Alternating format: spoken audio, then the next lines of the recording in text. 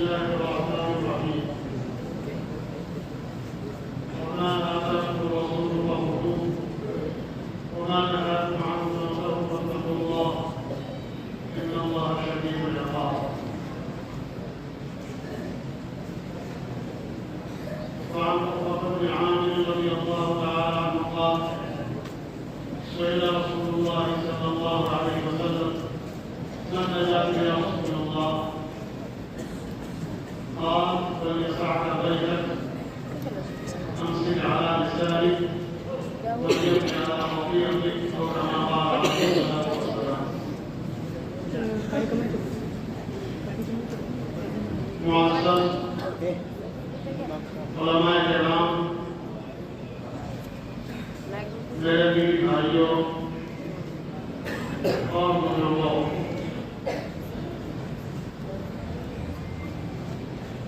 الحمدللہ ہم اپنے علاقے میں ہیں اور صبح سے شام تک اس دینی پروگرام کو بڑے اہتمام کے ساتھ بڑے اہتمام کے ساتھ سنتے ہیں اور بڑی محبت کے ساتھ سنتے ہیں. اس کو میں نے ابھی دیکھا ہے، مشاہدہ کیا. دین زندگی میں ان تینوں چیزوں سے مل کر کے آتا ہے. ایمان کی سب سے زیادہ محبت ہو. اللہ کے نبی صلی اللہ علیہ وسلم نے فرمایا: آپ اولاد دنیا کی تمام چیزوں سے زیادہ، جب تک میں تمہارے نزدیک محبوب نہ ہونا تمہارا ایمان مکمل نہیں ہوتا. یہ دین کی محبت کا تقاضا ہے، اور جس چیز کی محبت ہوتی ہے اس کا احترام بھی ہوتا ہے، اور محبت ہوتی ہے تو اس کا اہتمام بھی ہوتا ہے. یہ میں اپنی آنکھوں سے دیکھ رہا ہوں. پہلے کہ میں نے کئی سالوں پہلے جب یہ مسجد اتنی بڑی نہیں تھی، نہ ہوا تھا، میں نے دیکھا تھا. اور آج الحمدللہ ظاہری معنوی دونوں اعتبار سے اور زیادہ رونق آ رہی ہے. وقت ہو چکا ہے، ہم مظاہرتاً 3-4 منٹ میں اپنی بات پوری کرتے ہیں، کیونکہ آنے والے وقت میں بہت اہم علماء کرام کے بیان سننے والے ہیں، جن کی قرآن و حدیث پر گہری نظر بھی ہے اور اس پر عمل بھی ہے. میرے دینی بھائیوں، ہمارے مدرسے جو قائم ہوئے ہیں، جو قائم نہیں ہوئے ہیں، یہ ہمارے حکم پسندیدے کا مظہر ہے. اس پورے علاقے کے اہل ایمان کی ہاتھ کی کمائی اور پیشانی کی پسینے کی یہ علامت ہے، یہ نشانی. یہ مسجد کے منارے، یہ مدرسے کی بلند عمارت، یہ یہاں کی چمک، ان پر یہ 2 چیزیں آپ کی لگی. اور ہم نے اس لیے لگایا ہے کہ ہم انشاءاللہ جب ہمارا یہ مرکز ہوگا، قرآن کا مرکز ہوگا، حدیث کا مرکز ہوگا، اسلام کا مرکز ہوگا، اسلامی تعلیمات کا مرکز ہوگا، تو اس سے ہم اپنی زندگی کو سنواریں گے اور اپنے نسلوں کی زندگی کو سنواریں گے. اگر محنت کرنے والے اس وقت 10 لوگ تھے، ان کا ارادہ تھا کہ اس پیغام کو ہم لاکھوں لاکھ گھروں تک پہنچائیں. ہمیں محنت کا آغاز کیا، ایک محنت کی شروعات کی، اور اس محنت کی ہم نے شروعات کی تھی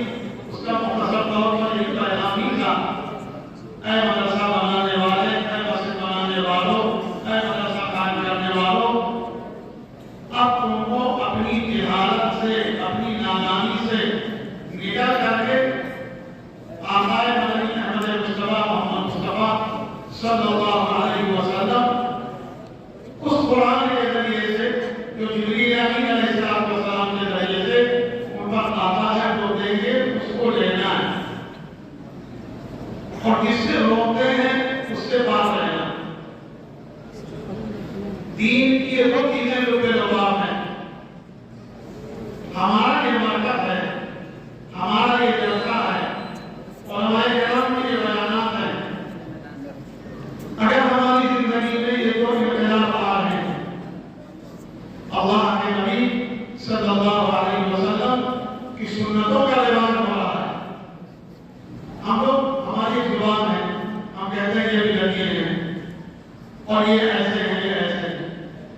آج جو اہل حق ہیں ان کو بھی اپنی بدعات کا جائزہ لینا چاہیے۔ ہمارے اندر کتنے حرام و حلال کتنے آ رہے ہیں، ہمارے اندر کتنے رسم و رواج آ رہے ہیں، ہماری زندگی کس طریقے پر چل رہی ہے۔ ہم کو جو قرآن سے لاتا ہے، ہم کو جو نبی سے لاتے ہیں، ان کا جو طریقہ ہے وہ ہماری سوسائٹی میں، ہمارے گھر میں، ہمارے ماحول میں آ رہا ہے یا نہیں آ رہا ہے۔ اور جن چیزوں سے آپ نے امت کو آگاہ کیا ہے، جن برائیوں سے، آیا اس سے دور ہو رہے ہیں یا اس کی طرف چلے جا رہے ہیں۔ اب یہ تو لمبے چوڑے بیان کی بات ہوتی ہے، یہ ایک بنیادی بات ہے، بیٹھ کر کے ہم جاننا لے لیں۔ اتنے دنوں سے ہم جلسے کرتے ہیں، مدرسے قائم کر رہے ہیں، ہمیں تبدیلی کتنی ہو رہی ہے۔ پچھلے سال 10 گاؤں اس علاقے سے جڑے ہوئے تھے تو 20 جڑے بھی نہیں ہوئے۔ ہماری محنت کہاں تک پہنچی؟ ہم مدرسوں کے اعتبار سے، مکتب کے اعتبار سے، کیونکہ بہت زیادہ ضرورت ہے۔ ابھی آخری دنوں میں ہم نے حضرت مولانا سید محمد عابد صاحب رحمۃ اللہ علیہ سے پوچھا کہ حضرت اہم کام کرنے کا کیا ہے؟ حضرت نے فرمایا اس وقت بے دینی کا جو فتنہ ہے اس کو ختم کرنے کے لیے ہر مسجد کو مکتب بناؤ، ہر مسجد کو مکتب بناؤ، قرآن و حدیث کے سیکھنے کا ذریعہ بنا دو۔ یہ بہت بنیادی کام ہے۔ جیسے پہلے اس کا اہتمام تھا، اس سے زیادہ اس وقت اہتمام کی ضرورت ہے۔ اگر ہم فکر نہیں کریں گے تو پھر آگے ہمارے لیے بڑے خطرات ہیں۔ تو میرے دینی بھائیوں، ایک یہ چیز ہے، حدیث شریف میں اللہ کے نبی صلی اللہ علیہ وسلم سے پوچھا گیا، یہ حدیث ہم کو یاد آئی، آپ سے پوچھا گیا کہ اللہ کے نبی صلی اللہ علیہ وسلم نجات کس چیز میں؟ ہم لوگ یہاں بیٹھے 3 باتیں ہیں۔ آپ صلی اللہ علیہ وسلم نے فرمایا اپنی زبان کو سوچ سمجھ کر استعمال کرو، زبان کو سوچ سمجھ کر استعمال کرو۔ یہ ہم لوگ مسلمان کو سمجھتے ہیں، کہتے ہیں ہم تو حق کہنا جانتے ہیں۔ آج باطل کو ایسی ہوئی اچھے انداز سے پیش کر رہا ہے کہ لوگ باطل کو قبول کرتے چلے جا رہے ہیں، اور ہم اللہ کے نبی صلی اللہ علیہ وسلم کے طریقے کو، آپ کی سنتوں کو، آپ کے اخلاق کو ہم اچھی طریقے سے نہیں پیش کرتے۔ ہماری وجہ سے لوگ بے نمازی ہو جائیں، ہماری وجہ سے لوگ مسجدوں سے دور ہو جائیں، ہماری وجہ سے لوگ دین سے دور ہو جائیں، کہ ہماری کیسی زبان؟ زبان پر لگام لگاؤ، یعنی زبان کے اعتبار سے اپنے اخلاق کو اچھا کرو۔ اللہ کے نبی صلی اللہ علیہ وسلم کی زبان دشمنوں کے لیے اچھی تھی، اور ہم اپنے اپنوں کے لیے اچھا نہیں ہو پا رہے، تو زبان کو سوچ سمجھ کر کے استعمال۔ اور پھر فرمایا اپنے گھر میں زیادہ سے زیادہ رہنے کی کوشش کرو، باتیں میں رہنے کے لیے نہیں کہا جا رہا، ہم اپنا موازنہ کر لیں۔ آج جو غیر ہیں، جن کو ہم کہتے ہیں ان کا غیروں کا طریقہ ہے، آج دین دنیا کے اعتبار سے وہ گھر میں رہنے کی وجہ سے اور اپنے بچوں کی دیکھ ریکھ کرنے کی وجہ سے وہ کہاں جا رہے ہیں۔ اور ہمارے نبی نے یہ تعلیم دی تھی کہ اپنے گھر میں رہ کر کے جو تمہارا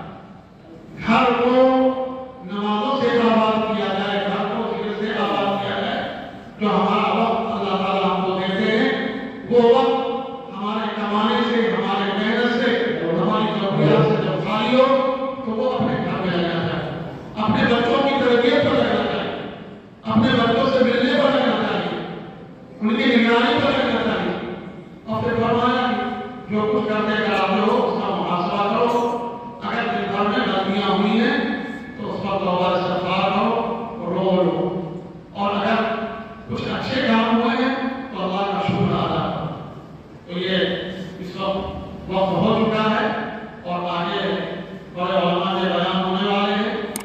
میں یہاں پر جو فیض جاری ہے برکتوں کا انوارات کا اس میں حصہ لینے کے لیے میں شریک ہو گیا. یہاں بیٹھنا بھی شرکت کے لیے کافی تھا لیکن ہمارے بڑوں کا حکم تھا کہنے کا میں اس کا بھی مستحق نہیں تھا. میں نے آپ کے سامنے یہ بات پیش کی ہے. اللہ تبارک تعالیٰ ہمیں بھی اور